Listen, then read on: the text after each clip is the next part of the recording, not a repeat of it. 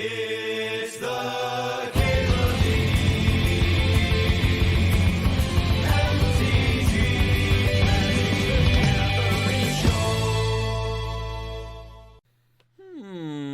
Maybe I should draft that Badger Bowl Cub, huh? It's a fun one. Even with no holds, you can't kick someone in the nads. I would describe Time Vault as kicking someone in the nads. I don't think there's any other way to get around it. It's just the most miserable win imaginable. Non-game city. I would much rather play in a 360 card cube, powered cube, without Time Vault than this one.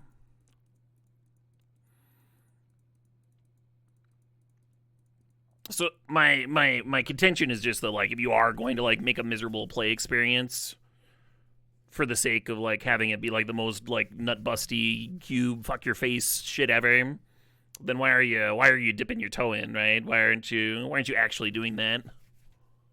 Should we take more new cards? Grabbing Ouroborite here.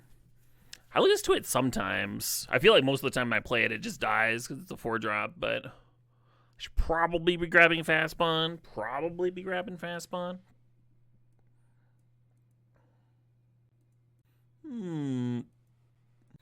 A Johnny, the best card here by a country mile. Not close. Is Cub Pack 1 pick 1 material? I don't know. Probably not. But I felt like playing with it. Mostly played it in Legacy so far. Is Nature's Claim no longer good enough? What do you mean? Nature's Claim's totally fine.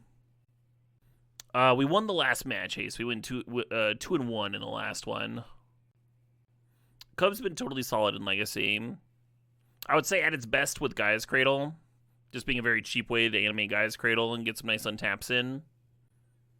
But it also played well in, like, a mid-range deck I played it in.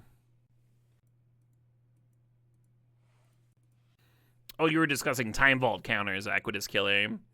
Yeah, random shatter effects are awkward because your opponent's not necessarily going to have Time Vault, right? It's like 1 person in 8.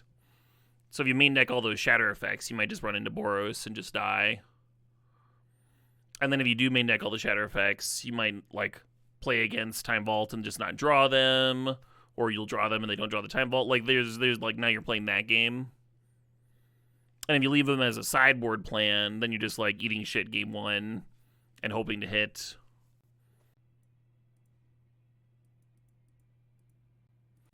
Hope they don't answer your answers.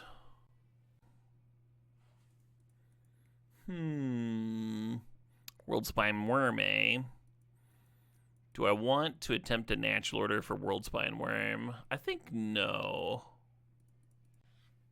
Yeah, the last time I faced Time Vault in this cube, I'd actually heavily prioritized having a bunch of shatter effects in my deck. And then I, like, lost staring at the shatter effects in my hand that I, like, didn't have quite enough mana for while they popped off, while they went infinite. Not a guarantee. And green also sucks. So, like, if your best answers to Time Vault are in green, that's not going to help you out that often, because ideally you wouldn't be green very often. Ideally you would be doing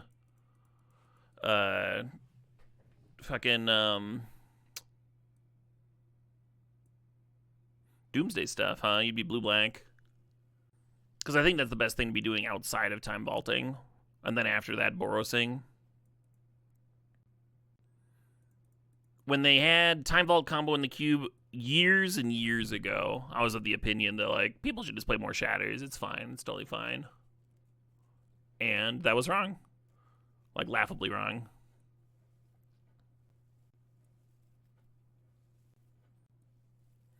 The amount of hate you would have to have in your cube to make Time Vault, like, a balanced card is not worth it. I mean, it involves, like, warping the cube around it.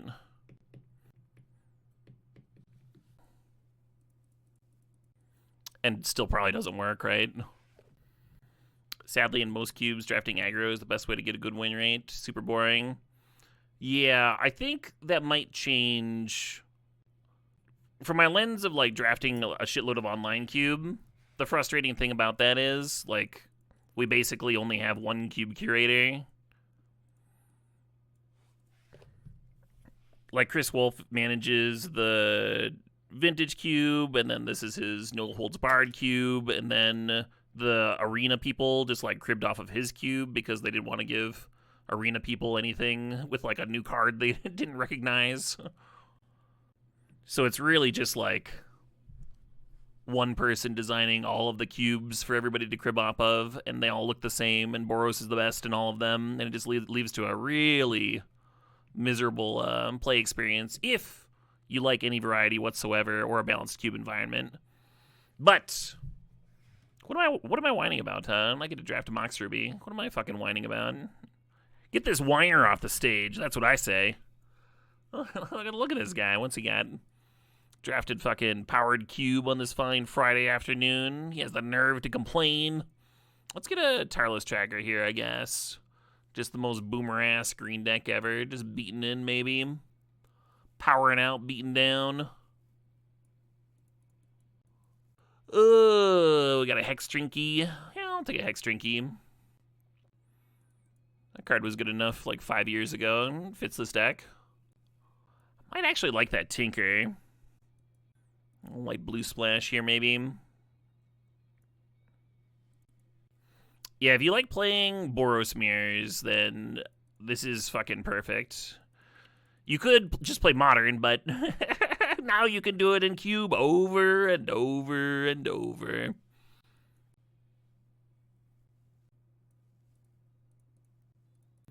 With power? Sort of. Boros is one of the decks where you like don't really need power to do well, so you still meet in the finals, and like maybe one deck has a Mox and the other one doesn't. It doesn't really matter.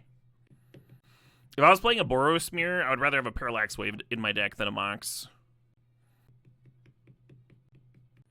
I'm gonna grab this Tarn, help out the Tinker Splash, huh? It's awkward that it's not a green fetch, because it's only gonna have like 2 fetchables in the list. Could take Ether Spell Bomb, that'd be another thing to sack to Tinker. Meh. You can't Broadside in Modern, so this is the better Boros format. Broadside and Pyrogoy are both sweet, but in Modern you get to like have quad guide, quad Ocelot Pride, right? Those cards are pretty good in multiples. If you have a Vintage Cube Boros deck and you played it against the Modern Boros deck, I'm pretty sure Modern just beats the tar out of you if you play enough games to overcome natural variance, right? You wonder if there's a stat for that? Win rate of P-Wave versus Power 9 Boros mirrors. I assume that would be too narrow for like 17 lands to collate or whatever. Hey, Super Mario thinks of the sob. This is 63 months there. What's my favorite card that was played in Modern Jund? Oh, Dark Confident. You said was played, so. Dark Confident, yeah. Kick Command is solid for sure. For sure. It's weird, but I kind of want to grab this Tolarian Academy. Awkward to pass some nice artifacts there. And Tireless Tracker spits out multiple, though, as does Karn. Could work out.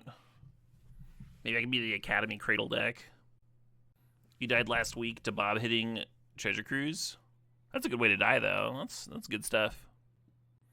Wait, maybe I want Trinket Mage.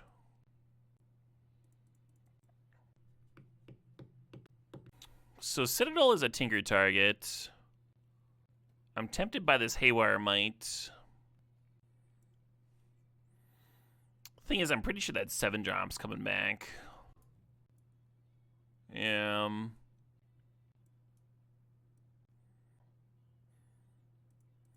Assault Monolith could have popped out with Gadgeteer. Don't have a ton of uses for infinite mana. Metamorph is pretty sick. Just copy your Karn tokens, copy your Ouroboros. Probably not playing the Gadgeteer here.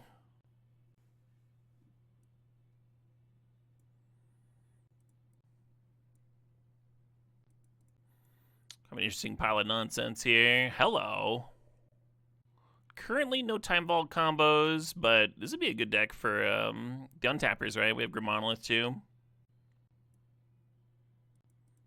A Tinker could find Time Vault, and Tree Mage could find the Untapper if we see one. Hunting. Hunting. I guess I'm grabbing Mox Opal. It's like right on the edge of being good enough here. I think it will be eventually, though. I think it'll be by the end of this pack. It'll be good. Is Force a low prio pick? Nope, Force is great. You would like to not die, and that's one of the best ways to not die. Here we have 3 blue cards to pick, so to pitch. Not hoping to wheel it. I think some people like really just get off on the chance of wheeling something, and they'll do it even if they're risking a card that's like kind of good and important to their deck for a card that could just get cut because you don't need it at all. It's just you're gonna have too many playables anyway. But I could wheel it. I could that archetype's open. I could wheel the sweet Mox and take this card that I'll end up cutting because I don't need it.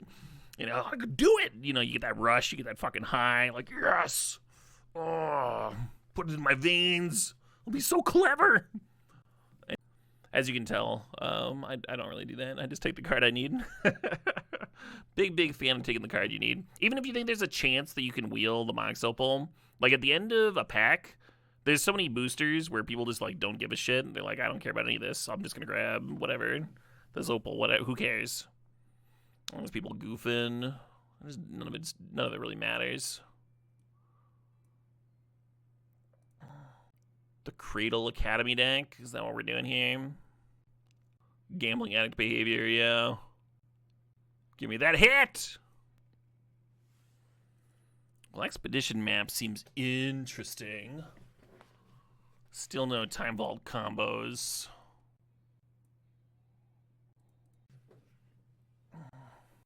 Hey, Time Vault combos. Yeah, you can use it as a tiebreaker, I am 3/3, exactly. If you're hemming and hawing, you're like, okay, well. Or, like, there's a spot where, like, there's a, like, they say there's a green card here, and then 3 blue cards that all look pretty solid. You're like, okay, I'll take the green card.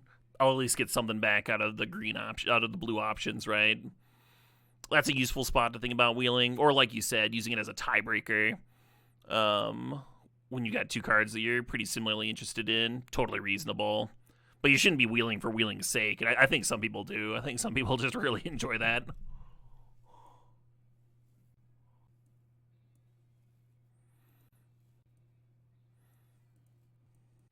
Here's something to do with all our mana. Oh, the Nissa would have been a way to untap Cradle and Academy. Maybe worth considering there. I think this is actually a good Nissa deck. We have Bristly Bill in there, too. So Blightsteel Colossus is yet another Tinker target. I think we're pretty good on Tinker targets. I'm going to grab Mycospawn. Hey, what's up, Ballista? There's a waterlogged grove I'm passing. That's alright. Alright, I don't want Zenith. I do want Chariot, maybe. Not going to main deck the Terra Sunday.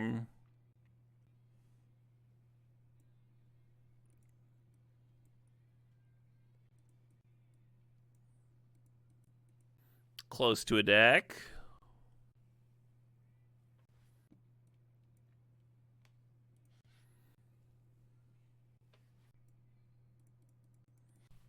Rate the deck from 1 to 10. I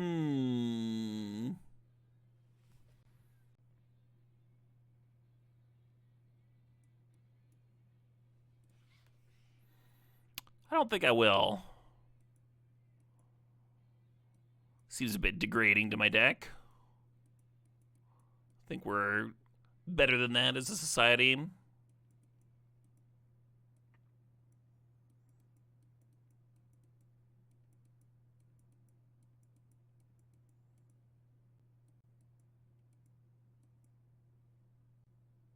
Yeah, the Once Upon a Time could help me find the Cradle in the Academy. I think it might like trick me into keeping some bad ones, though.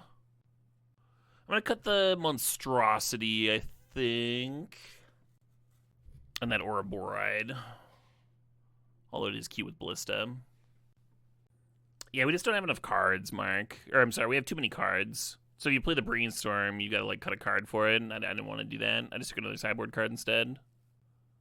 The Brainstorm doesn't interact with Gaia's Cradle or Academy. You really want to minimize the number of cards in your deck that don't do that. I might dig this. High mulligan rate with both Academy and Cradle in there. And like Mox Ruby in the land column. But we have a lot of mana sources in here. Monolith, Talisman, Mana Dorks. There's a chance we flood out if we play the regular number of lands.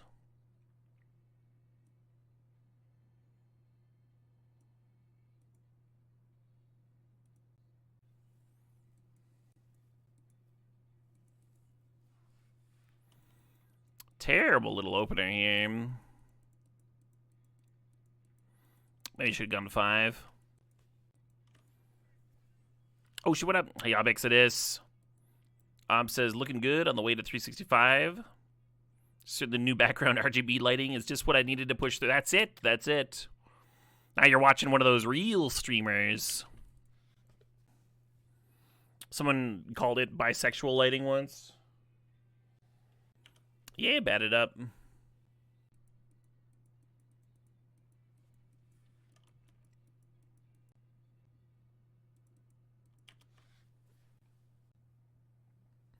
I guess I'd map up Academy. Something to do.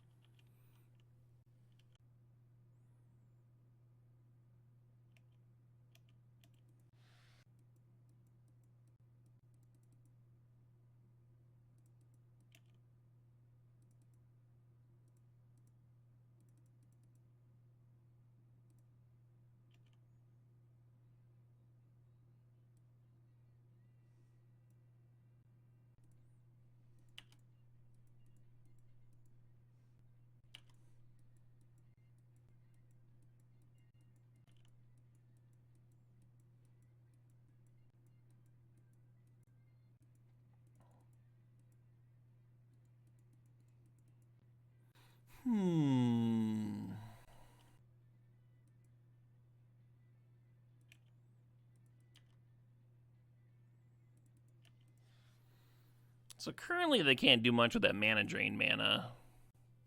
Still kind of banking on them not ripping a second black source for that Liliana.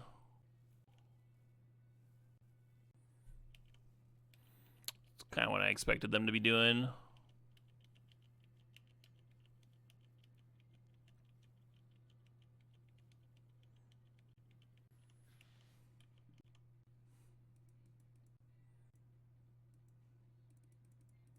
Yeah, Gaia's Cradle would have played a lot better than Academy here. Because the club could have animated it into the Nissa and that would have been solid.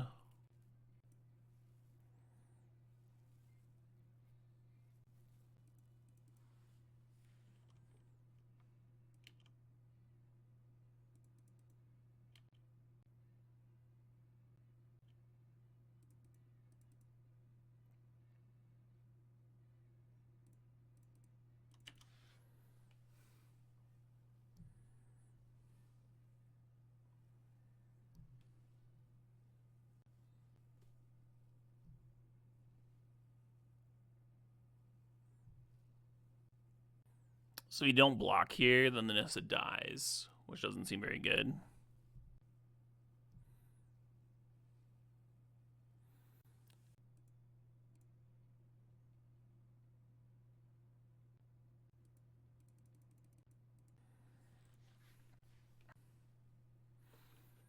But I was just drawing 4 cards and making a 9/9 flyer. I think the opponent was a little frustrated with their lack of black mana, huh?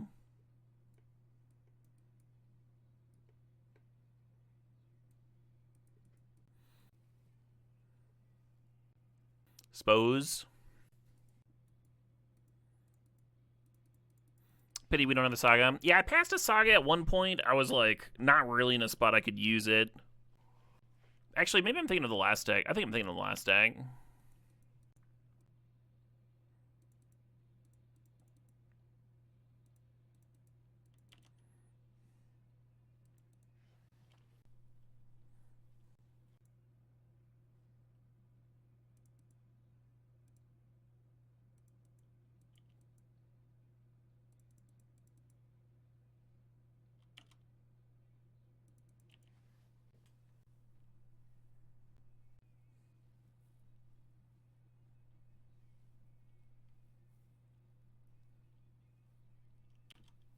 Oh, they almost frantic searched on my end of turn, and they're like, wait a minute, that's silly. I'll just like have more info and stuff, playing a free creature anyway, or a free card anyway.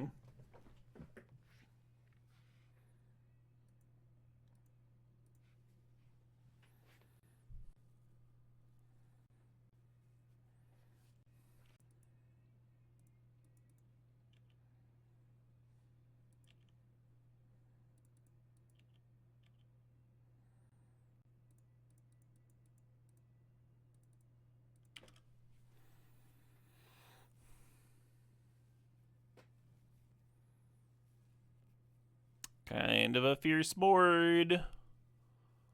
Bristly Bill here. Doing work. Very awkward that they had Persist and Torsten as their pairing. This was... Yeah, the opener wasn't great. This was kind of like the risk. Is he mulling to something even worse? We knew that there was a chance we were going to see some of these hands. When we were building the mana base, it was like, well, we're not going to be mulling a lot. That's the risk with Cradle Academy, Oh, I love that Simultanuka. First time. Hello. This is a very awkward hand to bin anything.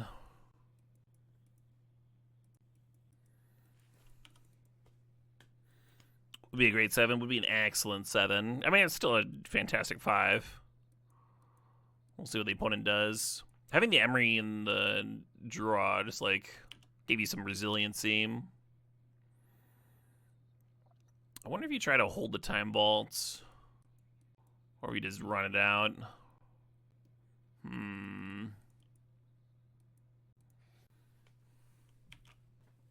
There's some sorcery speed removal in green and white that we could play around by sandbagging the Time Vault. So I'm gonna attempt that. Yeah, that's one loser for now.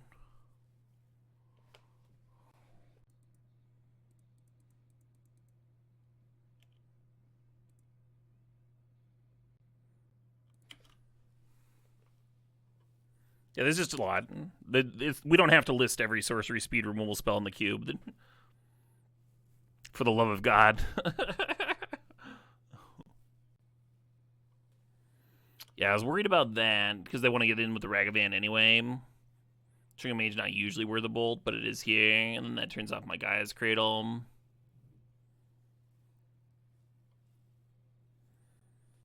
Now we gotta decide if we're gonna play into a counter, which, I mean, I guess is what we're doing here. Do I win?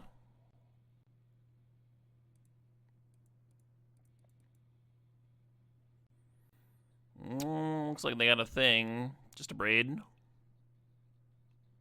Oh. At least Besiege would have given me a land. I think now the plan is next turn, tinker up our 7-drop.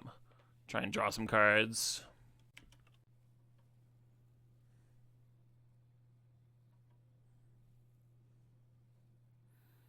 I got my Mox Opal off the top.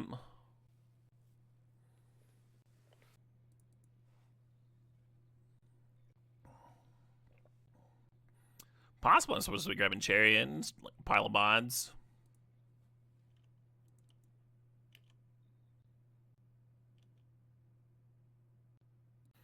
Alright. Alright. I no longer wish to play this game.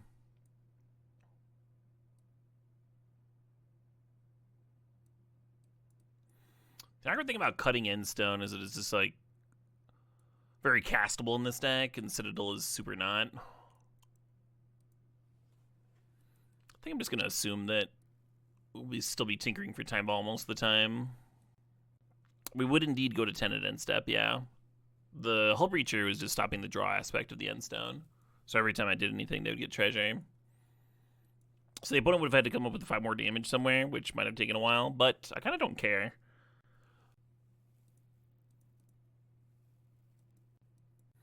This hand has some real issues, Yeah, my wife got me into this band in Cypherus. one of those things where like I'd heard them before and I like kind of dug them, but then when I heard them a lot more, we actually played them at our wedding.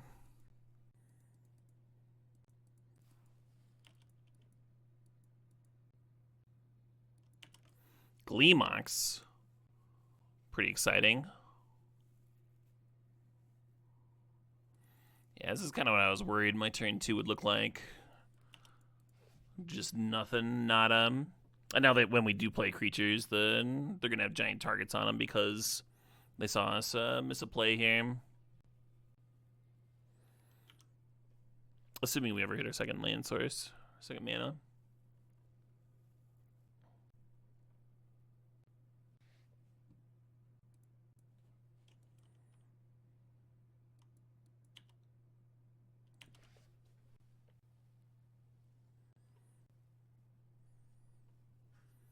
And now they're drawing cards, and we're doing nothing. I was kind of hoping for a regular land to just play this Emery.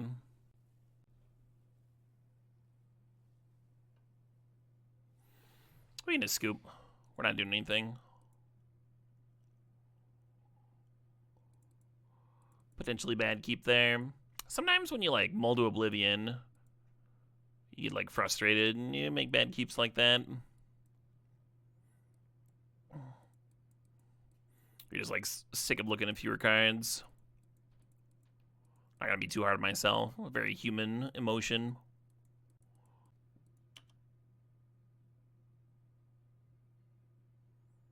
An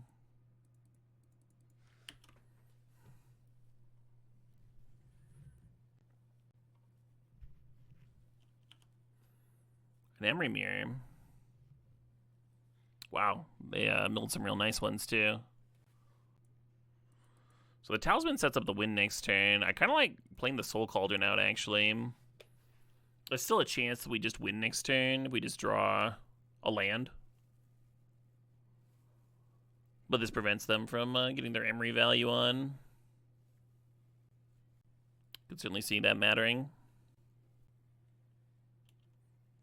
Sure.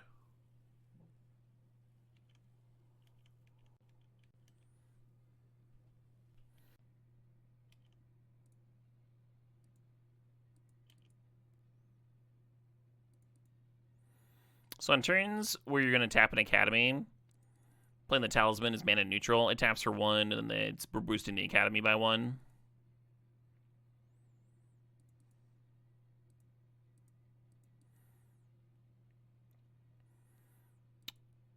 A meager turn 3 kill. A humble turn 3 kill.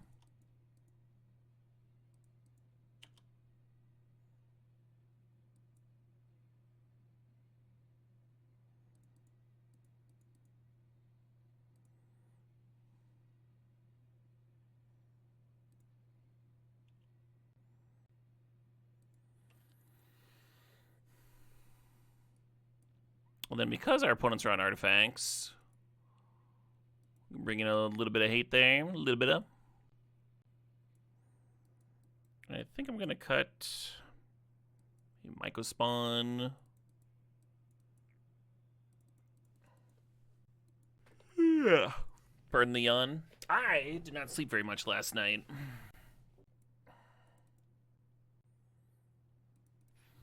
I started drinking these energy drinks that I know just like prevent me from getting any sleep.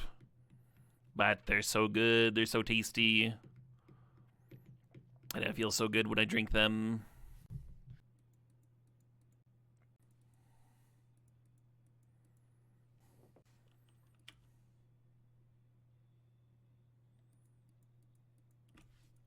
Thanks for the tip, Snap Clopen.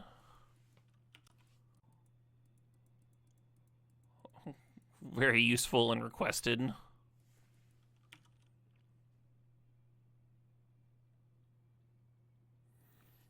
Uptime, Atreyu. If I just drink half of one, I'm usually pretty good. Today I'm not. Not yours specifically.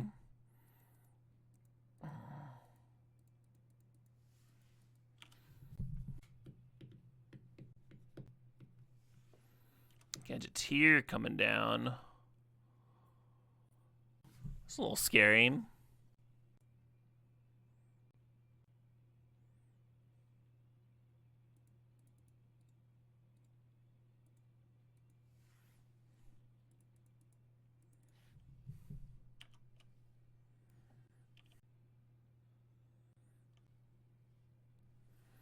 Getting another mana. Stocking up. Okay. Wonder why they wanted to have the blue mana up so bad. Maybe we'll find out. They haven't hit a land yet this turn.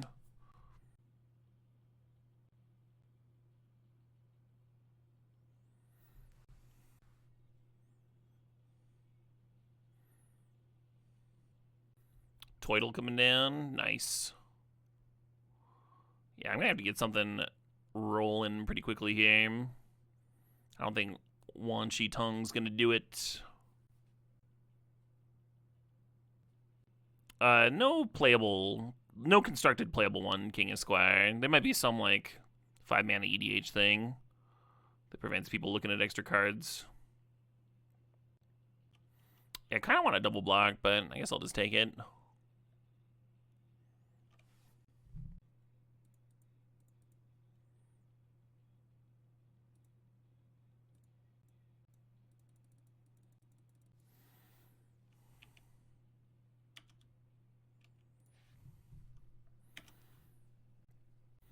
Opponent pretty close to killing me. 2 Toidles. Play a couple more artifacts.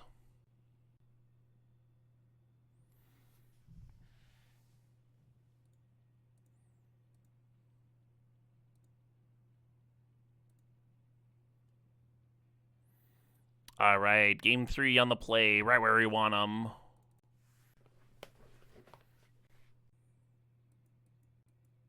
Yeah, with the option of the turn 2 Emery or the turn 2 Grim Monolith, setting up Wan Shi. Not sure which is better. One nice thing about Grim Monolith is it kind of helps set up Chariot too. Oh, I'm going to go with the Emery now.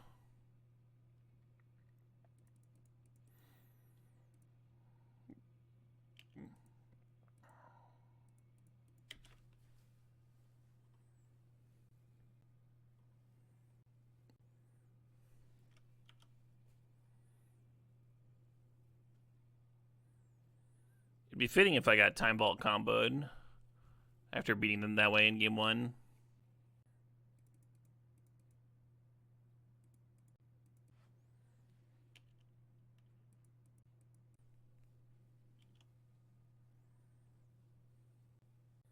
They'd milled Time Vault. We could have played Bliston too to kill their Emery. But I think this was better.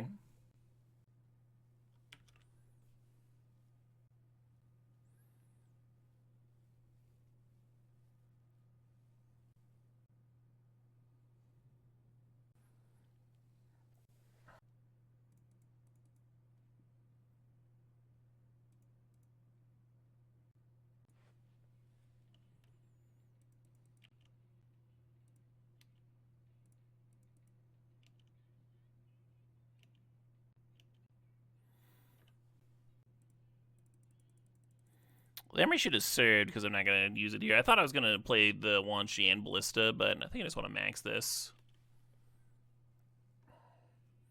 Hello. Chromatic Star and Emery is a draw engine. I wonder if my 7-drop's actually going to do something this game.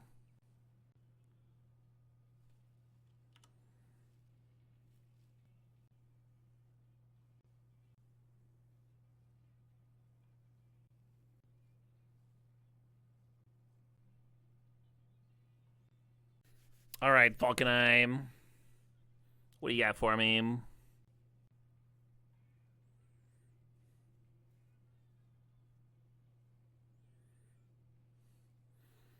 Appropriate.